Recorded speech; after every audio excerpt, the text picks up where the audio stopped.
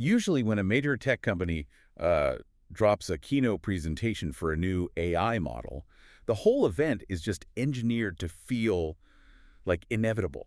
Oh, absolutely. Like gravity. Right. It feels like gravity. The stage is dark, the screen is massive, and you have the CEO up there presenting this singular, totally frictionless path forward. Yeah, they are effectively telling you, here is the future, we are building it, and, well, you just need to adapt. Exactly. It is a reality distortion field. Progress gets framed as this straight, clean line. And that line conveniently points directly to whatever algorithm they happen to be monetizing that quarter. Which is so true. Because inside that Silicon Valley bubble, human friction is really just another variable to be optimized out of the equation. I mean, humans are messy. They want things like weekends. Right. But the moment you step outside that bubble and you look at the actual global economy, the incredibly complex web of human labor, consumer demand, local communities, that straight line fractures completely. It shatters. The glossy presentation just suddenly collides with real macroeconomic reality. And today, that is exactly what we are doing. We are taking a sledgehammer to that reality distortion field. I love that. We are doing a deep dive into a recent digest from a Technology Review article, and it is focused on 3 pivotal AI trends. But, and this is the key here, we aren't getting these insights from some venture capitalist or a lead developer. No, we are leaning on Daron Acemoglu. Right, the 2024 Nobel Prize-winning economist. Which, honestly, completely flips the fundamental architecture of this whole conversation. It really does. Yeah. So to start, I mean, why is an economist's view of AI so radically different from, say, a software engineer's view? Well, if we are going to understand Acemoglu's framework, we really have to look at the massive chasm between how those two groups define one specific word, and that word is efficiency. Okay, efficiency. Yeah, think about a software engineer. Their core mandate is to locate bottlenecks and write code to eliminate them. Find the friction, remove the friction. Exactly. And from a purely computational standpoint, a human being is just the ultimate bottleneck. I mean, we really are. We have latency issues, we require sleep, we demand salaries, we make totally unpredictable errors. So removing the human from the loop, that is the absolute pinnacle of system optimization. The human is basically treated as a legacy bug in the system that needs to be patched out. A legacy bug, that is exactly it. And the developer's dashboard shows a big green check mark the second that labor costs hit 0. Right. But an economist, especially someone focused on institutional and macroeconomic health, like Acemoglu, they look at that exact same human and calculate a completely different equation. Because they aren't just looking at a single company's dashboard. No, not at all. Yeah. They don't just see a line item expense on a corporate balance sheet. They see a consumer. Right, a consumer whose wages actually drive the demand for the products that the company is trying to sell in the first place. Exactly. And they see a taxpayer who funds the physical and digital infrastructure the company relies on. The roads, the fiber optic cables, the power grid. All of it. So if you optimize the human out of the loop across an entire sector, sure, you might secure a massive quarterly win for one specific corporation. The stock goes up. The stock goes up, the CEO gets a bonus. But in the aggregate, you are cratering the velocity of money. You are hollowing out the very economic ecosystem required to sustain that corporation's revenue long term. It is the ultimate blind spot. You build a machine that makes goods perfectly and cheaply, but you have accidentally engineered a society where nobody has the wages to buy them. Yes. And that tension leads right into Acemoglu's first major mandate for the future of AI. Which is something the source really hammered home. His absolute insistence that we harness AI to enhance human capabilities rather than replace them. The phrase used in the text is building a symbiotic relationship. Right. So to put a visual on this for you listening, it's the difference between giving a warehouse worker a powered exoskeleton so they can lift a massive pallet safely and just do their job with superhuman strength versus firing that worker and buying a fully autonomous robot. The exoskeleton versus the autonomous robot. Exactly. But based on the source, is Acemoglu suggesting this symbiotic relationship is just going to happen naturally? Like, is it an automatic outcome of AI? Oh, definitely not. The source makes it crystal clear that this symbiotic relationship is not the default trajectory of artificial intelligence. Okay, so it isn't just going to magically emerge because the neural networks get larger and more sophisticated. No, and that is a huge misconception. The tech industry often operates under this kind of technological determinism. Like it's out of their hands. Right, this belief that the market will magically sort out the labor disruptions on its own. Acemoglu argues that technology must be explicitly designed as an augmentative tool. We have to actively force the development pipeline toward that exoskeleton model. Yes, it is a deliberate choice. But wait, keeping the human in the loop, giving them the exoskeleton, that costs more in wages and healthcare and logistics than just deploying the software or the robot. In the short term, absolutely. Right, so if a company is just looking at its profit margins for the next quarter, replacing the worker seems like the fastest way to boost productivity. How does Acemoglu reconcile that? Well, we have to redefine what productivity actually means at scale. Because when a company replaces a worker with an algorithm solely to cut costs, they are playing a zero-sum game. They are executing the exact same tasks, just slightly cheaper. Right. And that is just a race to the bottom. But when you augment a worker, you fundamentally alter the output. You change the ceiling. Give me an example of that. Okay, consider a radiologist. Okay. If an AI can scan an MRI and flag anomalies in seconds, the goal shouldn't be to, fire half the radiology department. Which is the immediate temptation. Exactly. But the actual goal should be augmentation.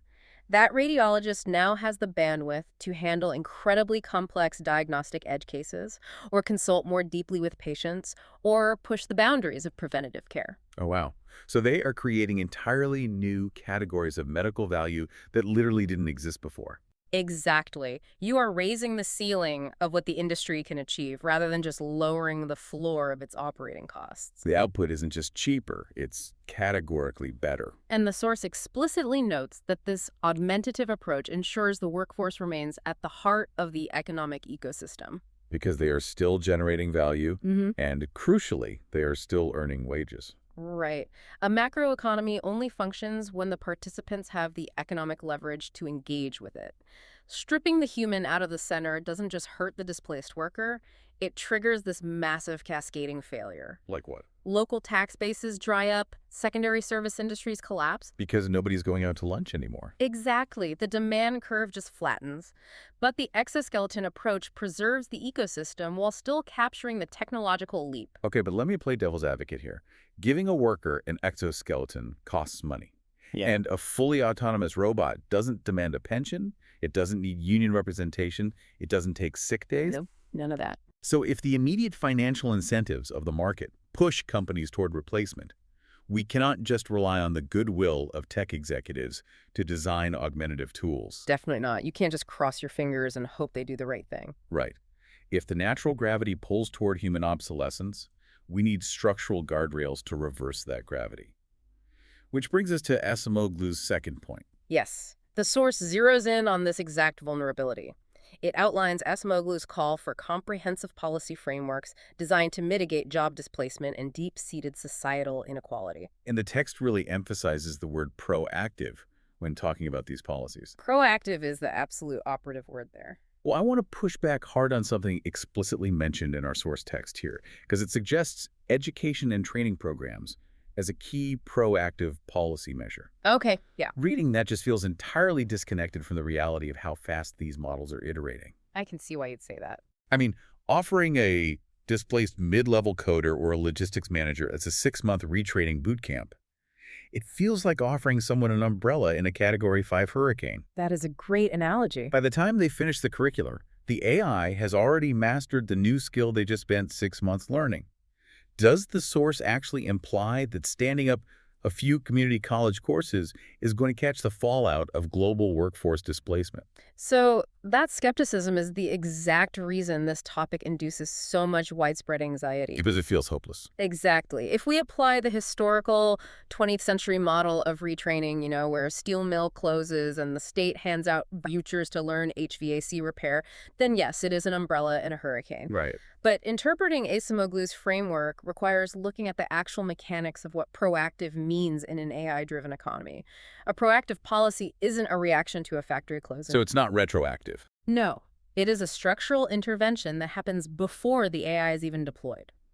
It involves shifting the fundamental incentives of the economy so that the hurricane doesn't make landfall in the same way.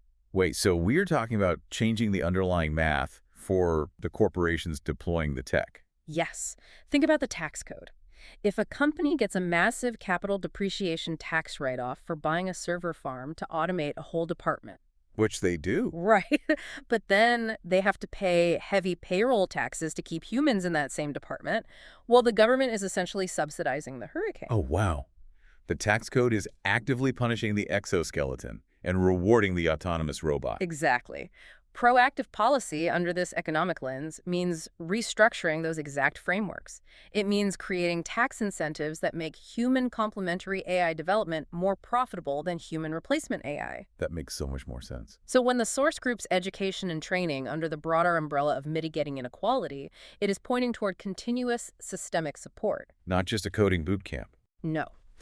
We are looking at potential mechanisms like portable benefits tied to the worker rather than the employer, or massive federal investments in institutions that direct AI research specifically toward worker augmentation. And redefining the education itself, right? Because proactive education in this environment can't just be about teaching hard technical skills that expire in 18 months. Exactly.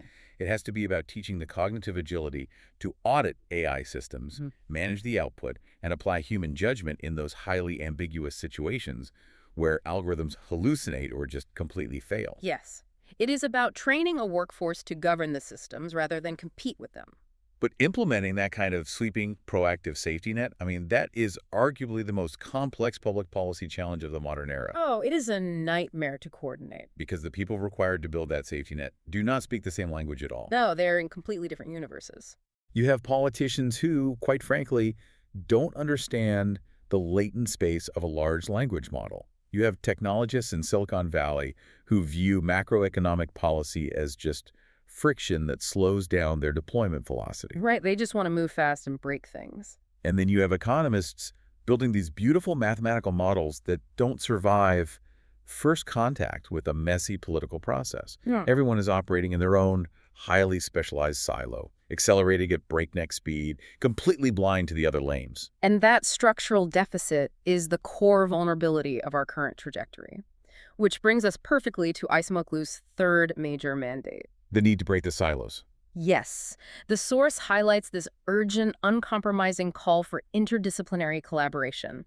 He argues that navigating this transition responsibly requires economists, technologists, and policymakers to literally be forced into the same room. It's like, imagine they were building a nuclear reactor. Okay, I like that. The technologists are the ones building the reactor. They understand the physics, the core temperature, and how to maximize the energy output. The economists are the ones mapping the regional power grid, calculating how much energy the society actually needs, and predicting where the radioactive fallout will drift if a meltdown occurs. Spot on. And the policymakers? The policymakers are the ones who have to pour the concrete containment dome and write the safety protocols before the switch ever gets flipped. That is a brilliant analogy, because if you remove any one leg of that triad, the outcome is catastrophic. Let's actually look at the mechanics of those failure modes. What happens if you put technologists and policymakers in a room without the economists? Well, you end up with regulations that focus entirely on data privacy or copyright, things like endless cookie banners on websites. Right. But you completely miss the macroeconomic incentives. So the tech companies will comply with the privacy laws while continuing to algorithmically strip mine the labor market because no one at the table modeled the impact on human wages. Wow. Okay, what if you have technologists and economists, but you lock out the policymakers? Then you get brilliant theoretical models. The economists can perfectly predict exactly how a new generative video model will bankrupt the advertising and film industries, and the technologists can optimize the rollout. But there's no containment dome. Exactly. Without the policymakers, there is absolutely no legal mechanism, no tech structure, and no safety net to catch the hundreds of thousands of displaced workers. You just get a very well-documented economic collapse. Well documented, but still a collapse. Okay, then consider the final dyad. Economists and policymakers without the technologists. This is often what we see in congressional hearings. Yes, you get these sweeping, ambitious labor laws and economic protections that are technically impossible to implement. You have legislators drafting rules based on science fiction. Or based on how software worked 5 years ago. Exactly. Without the engineers providing the ground truth of what the neural networks are actually capable of doing today and what they will do in 6 months, the laws are instantly obsolete. So the interdisciplinary mandate isn't just a suggestion for better teamwork. It is a strict structural requirement for survival. Yes. Acemoglu is demanding that we force these isolated towers of expertise to collide and align their incentives. The engineers need the economists to show them the macroeconomic blast radius of their code. And the politicians need the engineers to understand the physics of the reactor. It really grounds a conversation that is usually dominated by pure tech bro hype or, apocalyptic science fiction into the concrete reality of human economics. Yeah. It strips away the illusion that technological progress is just this force of nature that happens to us. It reinforces the reality that these are human systems, built by human choices, and they can be constrained by human guardrails. Exactly. Well, let's pull the camera back and just recap the three pillars of Daron Acemoglu's 2024 Nobel-winning perspective that we extracted from today's deep dive. Good idea. First, the metric for AI success cannot be the elimination of the human bottleneck. The goal must be human augmentation, the exoskeleton approach. We have to design systems that expand human capabilities, creating new value, and keeping the workforce at the absolute center of the macroeconomic engine. That is Pillar 1. Second, the market will not naturally correct itself. The financial gravity pulls toward cutting costs and replacing workers. We require proactive policy frameworks. This means fundamentally altering tax codes and societal safety nets to incentivize human complementary technology well before the displacement hurricane makes landfall. The umbrella is not enough. We have to redirect the storm. Right. And third, achieving those first two pillars is impossible in isolation. We must break the silos and force a unified front between the technologists building the reactor, the economists modeling the fallout, and the policymakers pouring the concrete. It provides a highly tactical framework for navigating all the noise out there. It really does. So to you listening, the next time you see a viral keynote presentation or a flashy headline about an AI model that promises to revolutionize an industry, you can bypass the technical jargon completely. You just need to apply this economic lens and ask, is the architecture of this tool designed to give us an exoskeleton, or is it designed to render us obsolete? That is the ultimate litmus test for the next decade. But, taking that interdisciplinary mandate one step further, I want to leave you with a final thought to mull over. Okay, let's hear it. We spend a lot of time analyzing that hypothetical room where Acemoglu calls for economists, technologists, and policymakers to collaborate and chart the future of artificial intelligence. Right, the room where it happens. But if the core objective, as the source text insists, is to keep the human workforce at the heart of the economic ecosystem, where is the seat at that table for the everyday workers whose livelihoods are actually on the line? Oh, that is a great question. If the developers, the politicians, and the economists are negotiating the terms of our future, how do the people actually wearing the exoskeletons or facing the autonomous robots get a voice in the room? Because an ecosystem only survives if the people living inside it have the power to shape it. Exactly. That is something to think about. Thank you for joining us on this deep dive. Keep applying pressure to those frictionless tech narratives. Keep looking for the underlying mechanics, and as always, keep questioning the consensus. Catch you next time.